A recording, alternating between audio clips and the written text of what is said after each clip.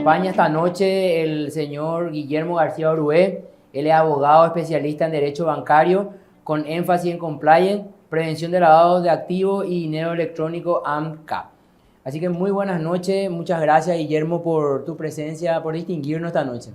Alberto, muchas gracias a vos, a la producción en primer lugar por la invitación. Realmente un gran privilegio el ser invitado a hablar de este tema y es algo que pica un poco en el mercado asegurador, pero que ya ha llegado para quedarse y me refiero a lo que es la prevención de lavado de activos. Así mismo, realmente la audiencia nos estaba preguntando, nos estaban consultando ya en programas pasados de cuándo estaríamos tratando el tema de lavado de dinero. Y bueno, hoy es el momento. Esta noche tenemos un especialista conocido en el sector asegurador por las capacitaciones que realizan. Y bueno, así que antes de ir un poco, de profundizar un poco, sería bueno y oportuno para que la audiencia que se va renovando entender un poco qué es el lavado de dinero o qué es el lavado de activos. Bien, esa es la pregunta fundante, digamos. O sea, el lavado de activos es un ilícito que a su vez depende de otros ilícitos. ¿A qué me refiero? O sea, suelo utilizar esta comparación de manera frecuente para que la gente entienda la complejidad del lavado de activos.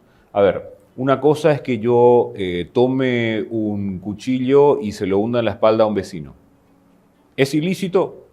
Es ilícito. Dependiendo del resultado, será lesión, lesión grave, homicidio, lo que sea. Ahora, es un ilícito que no generó lucro. Ahora, cuando, por ejemplo, estamos hablando de evadir impuestos, trafiqué drogas, cometí contrabando, trafiqué personas, por citar 4 de los más de 30 delitos lucrativos que están incluidos como lo que se llama el delito precedente o el catálogo de delitos precedentes de lavado de activos. Entonces yo estoy cometiendo un ilícito que me genera una ganancia. El lavado de activos es básicamente darle apariencia lícita a ese lucro que tiene un origen ilícito. Entonces, es importante, digamos, comprender que el lavado de activos es lo que de alguna manera permite que esos ilícitos lucrativos continúen, digamos, siendo realizados y tengan cada vez más éxito, de hecho, en lo que es hoy día la economía ilícita. Porque así como tenemos una economía lícita, también existe una economía ilícita. Así es que el lavado de activos es eso que permite darle apariencia lícita. Y noten que digo apariencia lícita, no los vuelve lícitos, sino que les da apariencia lícita a los ingresos obtenidos mediante esas actividades ilícitas. Ahora, aparece una ley que está vigente y tengo entendido que hubo una serie de modificaciones, y en esta ley aparece también las funcionalidades en cuanto a los sujetos obligados, y en ese marco estamos regidos las compañías de seguro. Es así mismo. A ver, suelo hacer referencia digamos, a la historia en ese sentido. La ley 1015, que es la ley antilavado, digamos, por llamarla, tiene un nombre mucho más largo, pero vamos a llamarla la ley antilavado. Fue puesta en vigencia en el año 1997, imagínate, hace mucho tiempo ya. Y seamos muy honestos, quedó durmiendo el sueño de los justos por varios años, hasta que recién allá por 2003-2004 empieza a cobrar forma la CEPRELAT, porque la CEPRELAT, que es la Secretaría de Prevención de Lavado de Dinero o Bienes, fue creada por esa ley. Entonces, 2003-2004 empieza a cobrar forma la CEPRELAT, en 2005 empiezan a salir los primeros reglamentos, y ahí empieza, digamos, a funcionar de alguna manera todo lo que es esta construcción normativa que fue puesta en vigencia por la ley 1015. Esa ley fue modificada en 2 ocasiones, en 2009 y en 2019, pero desde su redacción original, la ley 1015 ya incluyó en una categoría que se llama sujetos obligados a las compañías de seguro. Efectivamente, desde su primera redacción, desde la de 1997, que de hecho las compañías de seguros, junto con los bancos, financieras y luego las cooperativas, fueron los primeros sujetos obligados que fueron regulados, que tuvieron, esto es, un reglamento que establecía de qué manera debían gestionar el riesgo de lavado de activos para sus clientes y socios en el caso de las cooperativas. Así mismo. Y bueno, a partir de esa normativa, de esa ley, bueno, las compañías de seguro forman parte del sujeto obligado. Un poco, ¿cómo está hoy el mercado asegurador en cuanto al cumplimiento de estas normativas? Bien, el mercado asegurador, Alberto, hay que decirlo, realmente viene de haber tenido por 10 años un reglamento, que era la resolución 026, que exigía muy poco realmente. De pronto, en 2019 se pone en vigencia un nuevo reglamento, la resolución 071, que verdaderamente representó un cambio de paradigma demasiado radical, muy drástico para el mercado asegurador, que venía de haber aplicado por 10 años una norma que básicamente permitía exceptuar más del 95% de la cartera de clientes, a una norma, la resolución del 071, que invirtió por completo esto. O sea, que lo que hizo fue permitir ya no exceptuar, pero sí bajar un poco la presión regulatoria sobre el 3% de los clientes. Antes exceptuábamos al 97%, ahora exceptuamos a menos del 3%. Entonces, el mercado asegurador sudó mucho, sufrió mucho, debo decirlo debo ser muy franco contigo y con la audiencia. El mercado asegurador sufrió mucho porque el mercado asegurador, y me refiero a la clientela, no había una cultura de cumplimiento instalada. ¿A qué me refiero? Me refiero al hecho de que el cliente de la compañía de seguros no estaba acostumbrado a tener que brindar información financiera, entregar documentación que no fuese la puramente técnica, digamos. Entonces, hubo mucha dificultad, dificultades que se sumaron a dificultades propias del mercado, en el sentido de que entró en vigencia la resolución 071 en unos años en los que el mercado asegurador venía pasando por algunos apuros en lo que se refería al tema de cartera, crecimiento, siniestralidad, etc. O sea, verdaderamente fue una dificultad más. Hoy día el mercado está bastante más acostumbrado, o sea, ya no es motivo, digamos, de rasgarse las vestiduras para el cliente que la compañía de seguros le pida información o le pida documentación. O sea, luego de esa crisis inicial, luego de esas dificultades iniciales, verdaderamente el mercado, y al decir el mercado me refiero tanto a los oferentes en el sentido de la clientela como las compañías que proveen servicios de seguros, y ahí incluyo tanto a los brokers, agentes y corredores, como también a las propias aseguradoras, están todos como bastante más ayornados. Es mucho más llevadero verdaderamente el esfuerzo de prevención.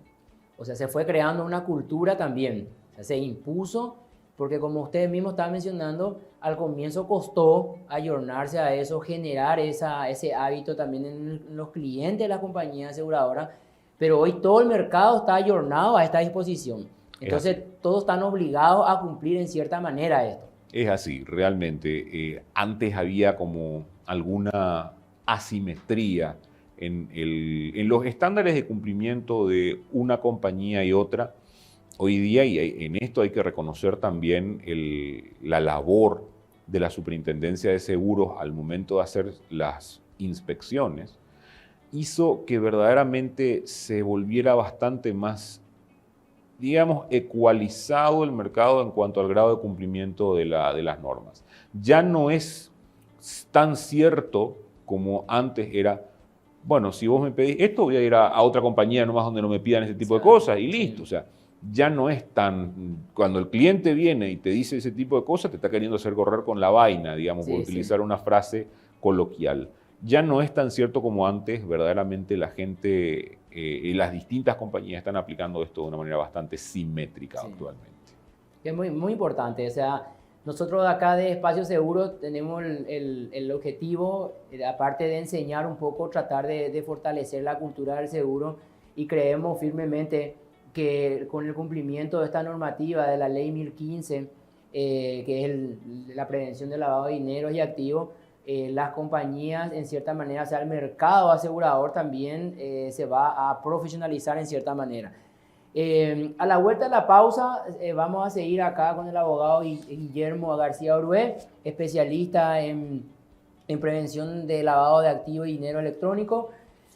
Vamos a dejar una consulta, así que nuestra audiencia también ahí lo pueden hacer a través de nuestras redes de EduCanal. La pregunta que le haremos ahora al doctor Guillermo y a la vuelta de la pausa nos estará compartiendo es ¿cuáles son esas vulnerabilidades en el sector de los seguros en cuanto a lavado de dinero?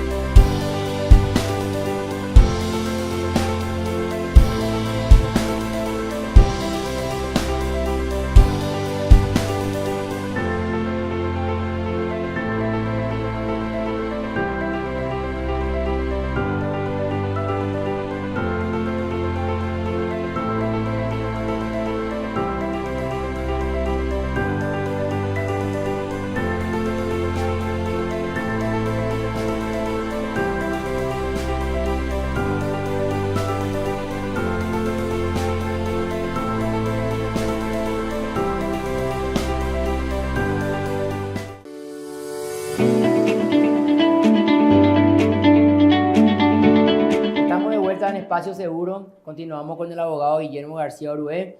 Él es especialista en Derecho Bancario con énfasis en Compliance, Prevención de Lavado de Activos y Dinero Electrónico, ANCA. Como la audiencia se va renovando, bueno, antes de ir a la pausa, le habíamos consultado al doctor Guillermo si cuál era alguna vulnerabilidad en el sector de los seguros, ya que estamos hablando de todo este tema de lavado de activos, lavado de dinero. Bien, Alberto, la pregunta que hiciste es una pregunta tan importante para la audiencia en general, por el hecho de que muchas veces la gente no entiende dónde está el riesgo. O sea, dicen, ¿cómo voy a lavar dinero con mi auto que estoy asegurando? ¿Cómo voy a lavar dinero con mi casa que estoy asegurando? O sea, ¿cómo se supone? Bien. En este sentido, hay que reconocer, y esto es cierto, y no lo dice Guillermo García Orué, lo dice un organismo internacional que se llama GAFI, el Grupo de Acción Financiera Internacional. El GAFI reconoce que los productos de seguro son productos que no resultan tan riesgosos desde la perspectiva del lavado de activos, en primer lugar. Pero una cosa es que no resulten tan riesgosos como otros productos que no amerita mencionarlos, pero tampoco carecen de riesgo. Entonces, ¿cómo puede lavarse o de qué manera, dónde están esas vulnerabilidades que bien mencionaste vos en cuanto al lavado de activos, la manera en que puede lavarse dinero a través de los productos de seguro? Bien, vamos de menos a más. El clásico, digamos, y esto ahora con todo este contexto de tanta investigación de hechos punibles, tantos allanamientos, tanto operativo, como por ejemplo el operativo a ultranza, que es hoy día creo que la expresión que está en boca de todos, o el nombre del operativo que está en boca de todos. Esto nos muestra cómo, por dar un ejemplo, los bienes llamados suntuarios, los bienes lujosos, los autos, las embarcaciones de placer, las aeronaves, resultan sumamente atractivos para el criminal. Entonces, ¿cómo puedo lavar yo activos a través del sector asegurador? Vamos de menos a más.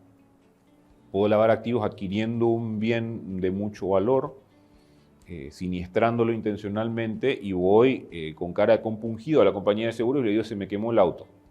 Bien, yo adquirí el vehículo de una persona particular, es decir, pude evitar al adquirir el vehículo, ir a una concesionaria, que también son sujetos obligados, pude evitarlo, voy y se lo compro a una persona física que lo estaba ofertando en internet, le pago en efectivo, él no es sujeto obligado, él no me va a preguntar de dónde saqué el dinero, tengo el vehículo, voy a la compañía de seguros, aseguro el bien y luego le prendo fuego.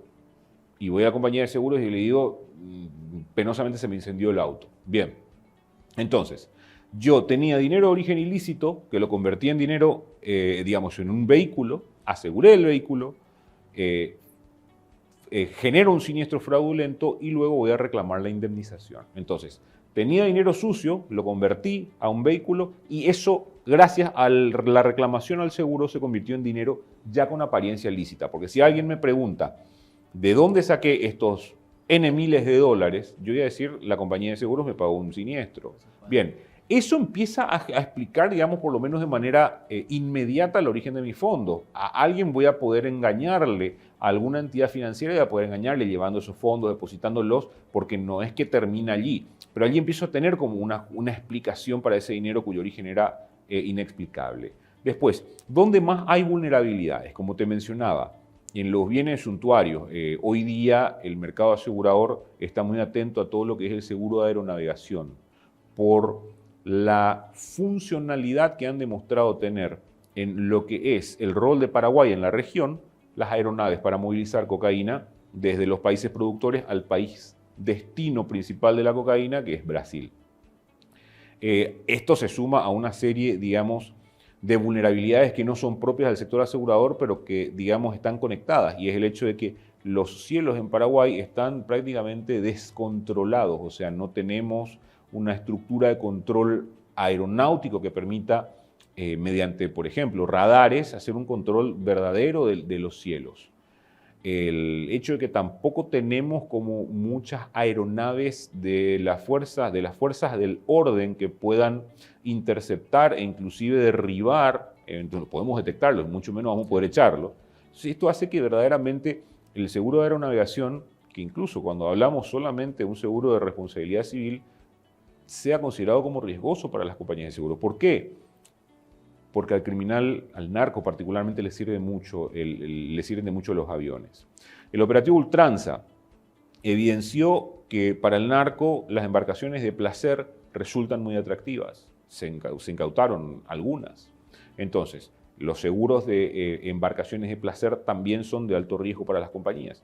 Y fuera de eso, los estándares y la norma local también mencionan que los seguros de garantías financieras, las cauciones, y los seguros de vida y otros seguros con un componente de ahorro o inversión también resultan riesgosos. ¿Pero por qué? Porque en las garantías financieras, en las cauciones, por ejemplo, generalmente las compañías de seguros suelen exigir una suerte de contracautela. Sí. Yo te doy la caución a vos para el contrato que quieras caucionar, no hay ningún problema, dice la compañía de seguros, pero yo necesito asegurarme o de que tenés la espalda financiera suficiente para poder honrar esto en el eventual caso en que yo tenga que repetir el pago contra vos, o dame una contragarantía. Entonces, ahí ingresa dinero a la compañía de seguros, dinero que podría ser de origen ilícito y que terminaría, digamos, ayudando al criminal a dar la apariencia ya lícita, si es que el criminal justamente deja que la compañía de seguros deba honrar o deba cumplir con esa caución otorgada. Y en lo que se refiere a los seguros de vida, hay mucha experiencia bastante truculenta en otras jurisdicciones en las que se contrataron seguros de vida individuales sobre la vida de, por ejemplo, indigentes.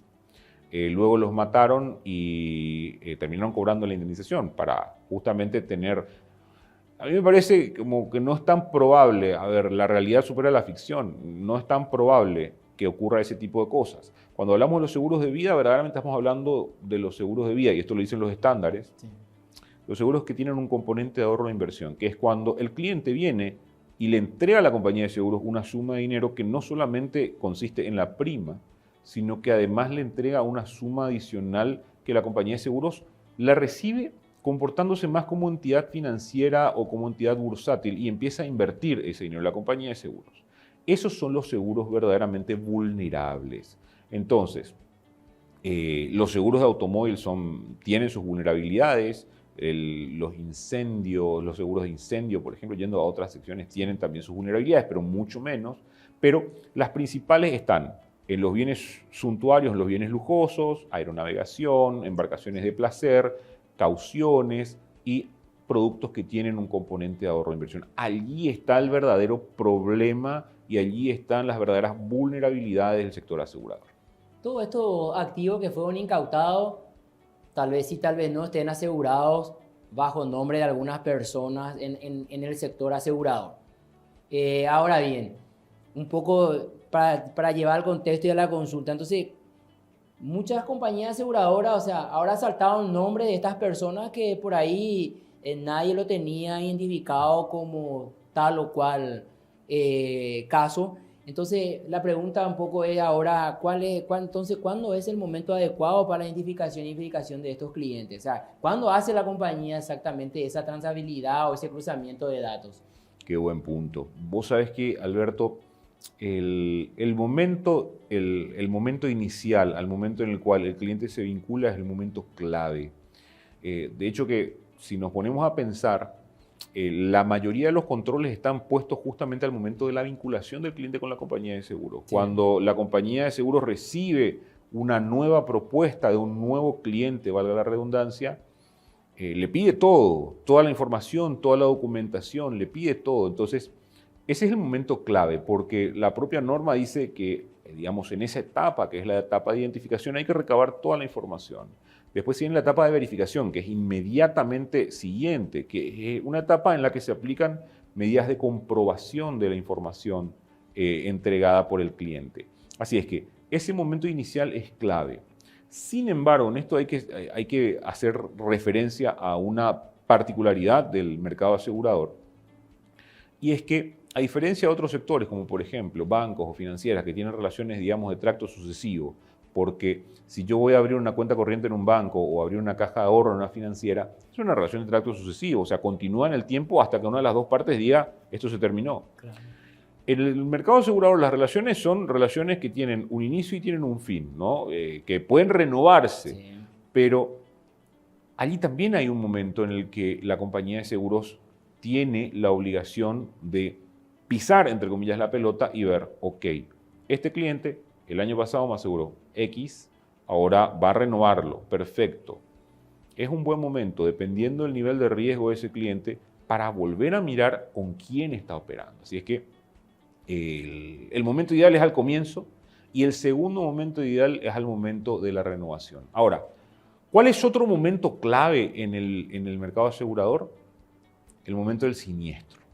Porque al comienzo de la relación, el cliente tenía la sartén por el mango, porque el cliente tenía el dinero en la mano, entre comillas. Ahora, cuando ocurre un siniestro, allí la compañía tiene la sartén por el mango y puede quizás obtener más información o va a encontrar a alguien más voluntarioso, con más ganas de colaborar, porque tiene la intención y el interés de cobrar el siniestro. Así que ese es el otro momento clave que tienen las compañías de seguro para poder, digamos, aplicar sus controles y saber con quiénes están lidiando. Excelente. Realmente es un tema del momento, ¿verdad? Guillermo acá nos tocó el caso a ultranza, entonces a la audiencia está haciendo unas cuantas consultas que a la vuelta de la pausa le estaremos trasladando al experto, al doctor Guillermo García Brué. Así que acompáñenos a la vuelta de la pausa. En el último bloque estaremos haciendo la consulta de la audiencia. Volvemos enseguida.